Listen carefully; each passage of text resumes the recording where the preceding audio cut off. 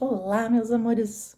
Estou aqui nesse vídeo para falar sobre uma deusa bastante controversa, polêmica, tá? Que é a deusa do casamento e da família, chamada Hera, conhecida em Roma como a deusa Juno, tá? Deixa eu primeiro me apresentar, para quem não me conhece, eu sou Ellen Reis Mourão, psicoterapeuta junguiana, especialista em mitos e contos de fadas. E nos meus estudos, nos aprofundamentos sobre o feminino, nos mitos e no trabalho com as mulheres, eu percebo que essa deusa é bastante rejeitada, até porque na sua mitologia ela é muito conhecida pelas suas características negativas, pela sua sombra, tá? Mas isso tem um porquê, tá? Porque quanto maior a sombra, maior a luz. Essa era uma deusa extremamente poderosa. Mas existe uma rejeição enquanto, né, a respeito desse papel feminino, tá? Até pelas mulheres. Essa rejeição ela acontece. Por quê? Porque a gente só conhece um lado dela que nos foi passado. Ela é conhecida como uma deusa vingativa, rabugenta, surtada, e nenhuma mulher quer viver isso, né? Quer se identificar com esse aspecto sombrio. No entanto, como diz Carl Jung, tudo aquilo que a gente rejeita, tudo aquilo que a gente reprime, que a gente não gosta, a gente desgosta, acaba se indo para o inconsciente e se tornando um complexo. Ele ganha uma energia muito forte lá no inconsciente e nós somos tomados. E eu vejo muitas mulheres hoje em dia tomadas pela energia da deusa Hera. Quer elas gostem, quer não. A mulher moderna, extremamente dominada, porque não entendeu, não compreendeu aquilo em si mesmo. E a gente vai falar de um aspecto que é muito importante que as mulheres precisam olhar, que é a dor, a ferida dessa deusa que nós carregamos, ok? Então vamos falar um pouquinho dessa deusa. Essa deusa é filha de Cronos e Hera, é irmã de Zeus, Hades, Poseidon, Deméter e Hestia, tá bom? Quando Zeus salvou seus irmãos do seu pai, Zeus se apaixona por ela, tá? Ele se afeiçoa a Hera, mas Hera não correspondeu a esse amor. Então o que o Zeus faz? Ele se disfarça de pássaro, que ele fazia isso para todas as suas conquistas, e tem relações sexuais com ela, tá? Ela se sentiu traída e violada. Por conta disso, ela então decide se casar com Zeus, se tornar a sua esposa oficial, tá? Até porque ela era uma deusa extremamente poderosa, tá? Então, a gente já sabe que o casamento dela se torna então um ringue de batalha, tá? É, porque Zeus atraía constantemente e ela se vingava. Ela era uma deusa extremamente vingativa. Mas ela não se vingava nele, tá? Ela se vingava nas mulheres e nos filhos. Mesmo que essas mulheres elas fossem estupradas por Zeus, elas fossem enganadas por Zeus, mesmo assim ela se vingava. Tem um porquê disso, tá bom? E ela também era uma deusa extremamente cheia de artimanhas. Uma vez ela tentou dar o golpe em Zeus, tá? Ela era uma deusa que conseguia fazer alianças, era uma deusa extremamente inteligente e estratégica. Mas vamos falar um pouquinho dela antes disso, antes dessa história que a gente conhece dela como a deusa rabugenta. Antes da fase helênica, numa fase pré-helênica, a deusa era adorada em Creta. Em Creta, ela era tida como a grande mãe, uma senhora da fertilidade, tá? Ela era conhecida como a senhora das feras, ou seja, ela era uma fera. Ela era conhecida como uma vida, pela vida instintiva, né? Pelo instinto, a vida que você não doma, né? As feras, você não doma uma fera, né? E também estava associado a ela, estava associada a vaca. A vaca como um símbolo da mãe doadora, da grande mãe que doa a fertilidade, que doa o alimento, o leite para o filho. No entanto, quando ela se transforma apenas na deusa do casamento e da família, ela perde essas características doadoras, porque o leite amargou ali, né? Ela se torna uma deusa ferida e machucada, né? Então, como apontam alguns estudiosos, ela seria muito mais poderosa que Zeus, né? Zeus seria apenas o masculino fertilizador que estaria ao lado dela, né? Então, ela tinha um poder muito grande. Como que a gente vê Hera, né? Hera, ela é a nossa capacidade de estabelecer um vínculo, tá? Porque ela se torna a deusa dos relacionamentos legítimos, tá? Ela não é a deusa do amor, a deusa do amor é a deusa Afrodite. Vamos tentar entender um pouquinho sobre essa história de casamento.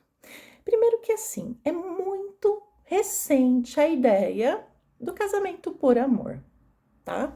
Antigamente, os casamentos eram apenas contratos políticos, tá? Tinham interesses envolvidos, né, nos casamentos, não tinha amor. O amor era fora do casamento, tá? Por isso que a deusa do amor e a deusa do casamento elas estão divididas, são duas deusas diferentes, tá? Tanto que Hera é uma rival de Afrodite, ela vê Afrodite como uma rival, porque ela lembra, né? Afrodite faz com que Hera se lembre da sua falta de amor próprio, porque é aquela mulher que se submete, sendo extremamente poderosa, ela se submete a um casamento para manter as aparências.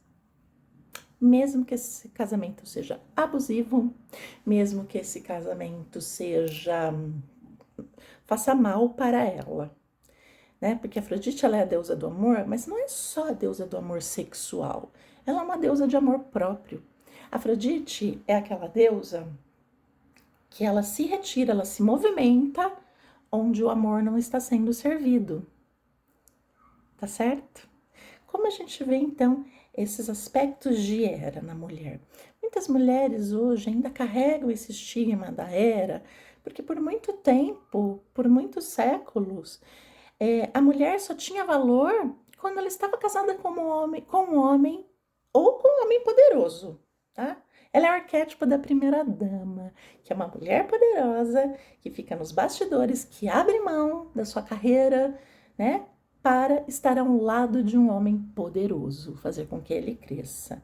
Mas ela mesma teria o poder de estar no lugar do marido, inclusive, tá? De ser o presidente, ok?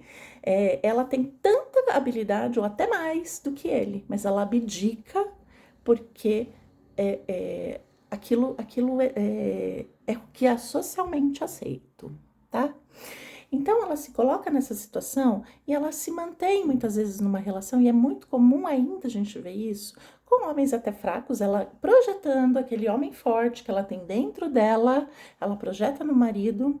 No entanto, ela se torna extremamente autoritária com esse marido, porque na verdade o homem forte que ela tanto anseia está dentro dela. E ela esquece que o outro é um ser humano com suas qualidades e defeitos, né? E esse marido vai ficando cada vez mais fraco, mais fraco, mais fraco, né? E ela cada vez mais rabugenta, mas ela não larga, ela não separa, porque o que vão pensar de mim, né? Então, essa mulher, ela precisa olhar para sua dor inicial, que muitas vezes nem é dela. Muitas vezes vem passando de geração em geração, desse destronamento, né? Quando Zeus viola Hera, quando ele a engana, né? E aí ele passa a ser o Senhor Todo-Poderoso, ela é rebaixada apenas a deusa do casamento, né? A deusa das tradições, a deusa dos juramentos, né? Isso gera uma dor na deusa Hera, né? Uma mágoa que ela mesma não olha, porque a gente está falando de um arquétipo, tá, pessoal? Então, quando a gente fala de arquétipo, de imagem arquetípica, a gente não está falando de seres humanos. Mas quando nós estamos dominados por essa dor, a gente precisa olhar para ela e acolher, né? Então, vamos lá. A gente pode. Essa deusa, ela tem dois polos muito fortes quando há um domínio dela. Então, a gente falou aqui que a maioria das mulheres, principalmente quando eu falo das deusas, quando a gente faz o trabalho das deusas, muitas têm uma rejeição muito grande à Hera, ok? Mas quando a gente rejeita a Hera, que pode acontecer com a gente, né? Hera é uma deusa do compromisso, tá? Quando a gente tem falta, eu vou colocar entre aspas, tá? Falta da deusa Hera, a gente não consegue estabelecer uma relação, tá? Um compromisso, ou a gente não tem paciência em suportar momentos difíceis numa relação, por exemplo. A gente vai falar do casamento, que é a sua área, mas a gente pode estar falando de uma associação, de mais do que tudo, de uma fidelidade àquilo que você acredita, né? De uma fidelidade ao seu trabalho, porque era uma deusa fiel, né? Uma fidelidade, né, à família, né? Essa capacidade de suportar os momentos difíceis, ou principalmente com o casamento, a capacidade de suportar crises, né, estando ao lado da pessoa, ou o cônjuge, enfim, o parceiro, a parceira, passando por momentos difíceis, estar ao lado dessa pessoa. Porque como ela é a deusa da fidelidade, ela é a deusa também que consegue suportar momentos difíceis e ultrapassá-los, tá? Essa capacidade, muitas vezes a gente perde quando a gente rejeita a Hera. E é uma capacidade bonita dela, né? Em equilíbrio, né? Você consegue manter uma relação, passar momentos difíceis, tá? Tá? Mas se você estiver numa relação abusiva, você consegue sair, né? Aí você tem que trabalhar seu amor próprio. Já falo disso. Você pode olhar para o seu aspecto Afrodite ou para o seu aspecto Ártemis, deusa Ártemis, que é a deusa da independência. Porque muitas mulheres que estão com uma Hera ali muito fortes, elas se sentem dependentes, porque um excesso, vou colocar assim, de Hera, ou uma dominação desse arquétipo, ou seja, uma dominação como um complexo, torna essa mulher dependente, tá? Ela não consegue acessar este rei, este todo-poderoso dentro dela, reconhecer o seu poder, tá? E muitas vezes ela se submete ao masculino, tá? Então ela se torna dependente de alguém que faça por ela, né? A sua própria capacidade faz com que ela não se veja independente. Então, quando esse complexo está muito ativado, essa mulher pode se ver bastante presa, porque Hera não é uma deusa que consegue se movimentar, diferente de Afrodite e Ártemis. Ela é rígida, tá? Então, quando há um excesso, essa mulher pode se tornar extremamente rígida, presa num relacionamento sem alcançar o seu amor próprio e a sua própria capacidade, né? Porque assim, a Hera era uma deusa toda poderosa, tá? Ela era uma deusa que ela é extremamente rígida, disciplinadora com os filhos. Então, quando a gente renega essa capacidade, muitas vezes a gente não consegue colocar a nossa autoridade diante de alguém. A gente não consegue se afirmar, ou se afirma pelo masculino, ou se afirma pela dor, tá? Ela era tão poderosa, ela vem de um período pré-patriarcal, né? Antes do patriarcado, né? Esse casamento, essa união com os Zeus, ela não foi de todo igual, né? Da origem ao patriarcado, né? Então a ideia é que o masculino e o feminino se casem e tenham esse equilíbrio, né? Ele desdenhava dela. Inclusive, não respeitava a dor dela, não respeitava a capacidade dela de ser leal e fiel, né? Inclusive, entre os gregos, ela era tida como uma mulher comum. As mulheres eram eras, tá? Então, foi deturpada a ideia daquela capacidade feminina de manter o núcleo familiar, de ser fiel, de ser leal, tá? Foi desdenhado. E isso também foi desdenhado pelas próprias mulheres, tá? Então, ela é uma deusa que foi ferida ali, foi rebaixada. E muitas de nós carregamos essa dor. Ela era tão poderosa porque, assim, as deusas antigas, elas não precisavam de marido, tá? Elas não precisavam de um consorte. Inclusive, elas se autogeravam, elas autogeravam os filhos, tá? Se acreditava que ela tinha o poder, né, dessa fecundação. Tanto que a deusa Hera, ela tem o Hefesto sozinha. Só que ela tem o deus Hefestos no momento de raiva, de ódio e de dor. Ela gera Hefestos sozinha, de raiva, de inveja de Zeus, porque Zeus podia, ela não.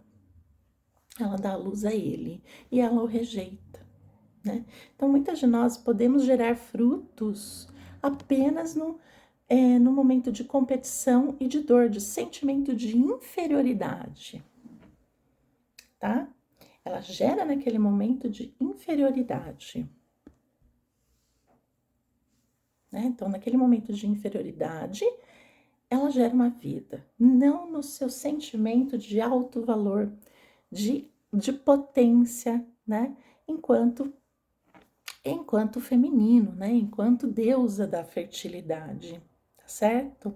Então, então vamos voltar um pouquinho, né? Uma falta de Hera faz com que a gente não se comprometa, com que a gente ache um fardo, qualquer tipo de compromisso, né? A gente não consiga se colocar, a gente não consegue colocar a nossa autoridade.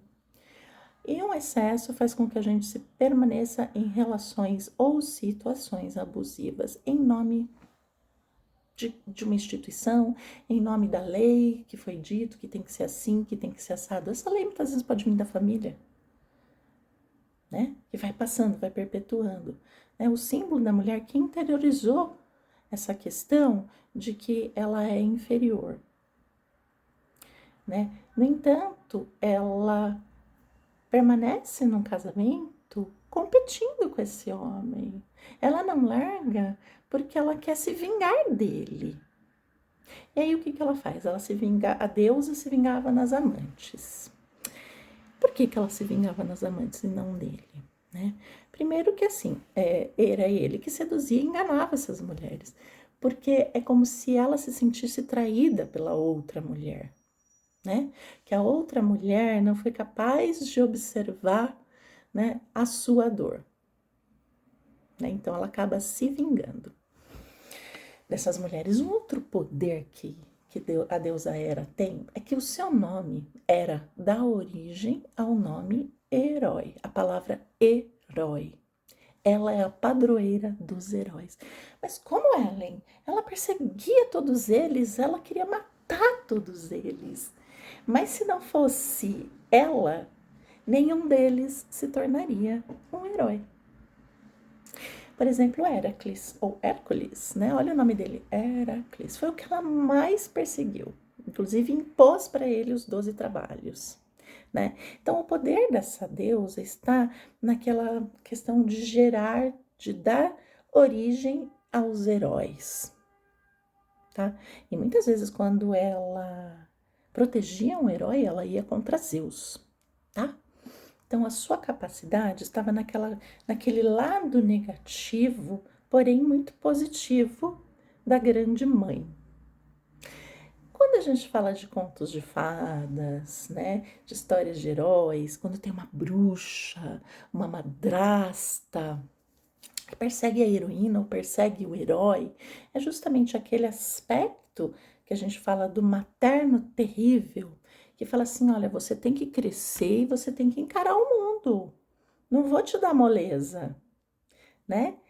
E nós acabamos sendo heróis da nossa própria história. A gente tem que lutar por muitas coisas, né? Então, ela é extremamente importante para o desenvolvimento dos heróis, para o desenvolvimento do ego humano, para que ele tenha disciplina, para que ele não fique apenas no lado materno gostosinho, de ai, todo mundo faz para mim, ai, quero voltar para casa dos meus pais, ai, eu quero ser dependente. Olha que paradoxo, né?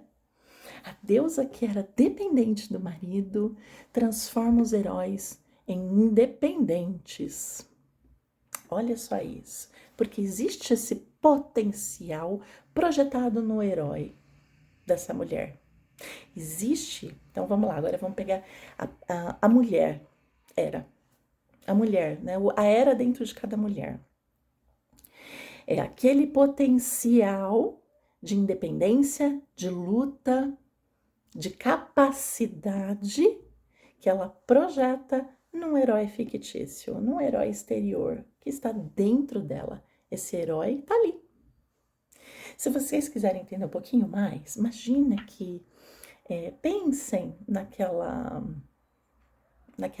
planta que se chama Hera. É uma planta lindíssima, inclusive Hera era uma deusa muito bonita, belíssima, né? Que geralmente é colocada, é uma planta trepadeira, né? Então ela é colocada assim em fachadas, né? E ela fica muito bonita. Ela é usada muitas vezes para disfarçar imperfeições. Então, se a gente lembrar que muitas vezes, né, quando a gente está tomado pela era, a gente quer, por exemplo, disfarçar as imperfeições do casamento, as suas próprias imperfeições, né? O seu sentimento de inferioridade, a sua dor, né? E manter uma aparência, né, intocável. Então, para que haja esse desenvolvimento dessa rainha, dessa toda poderosa, essa mulher precisa olhar para sua independência, seja para sua Ártemis, a sua menina livre, né? Para o seu amor próprio, né? Através do seu lado Afrodite, buscando o seu prazer, o seu desejo, aquilo que ela gosta, e para a imagem do seu herói interior, não mais projetado fora, mas dentro de si. Aquele herói que é capaz de lutar e de se manter, tá certo? Espero que vocês tenham gostado do conteúdo. E me conta se vocês se identificam com essa deusa, se vocês conseguem identificar aspectos. Você sente que você tem um pouco mais de falta, ou que você tá num excesso? Conta aqui pra mim nos comentários. E se você gostou, curte e compartilha. Até o próximo.